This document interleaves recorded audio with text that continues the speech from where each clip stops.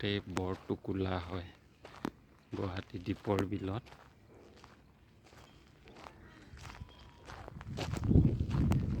এইবিলাক আমাৰ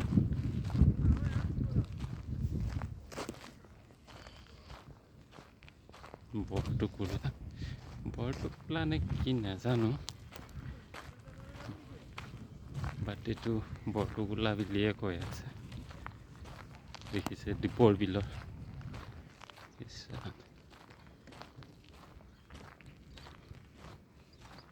বাপৰে।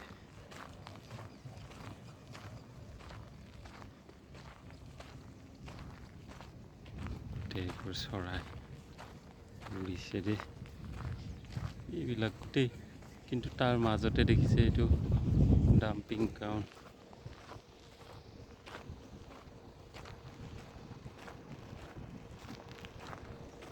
কুকুৰ আছে, ডাম্পিং গ্ৰাউণ্ড আছে, আৰু দীপৰ বিলৰ সৌন্দৰ্য তাতে এইটো বনাইছে।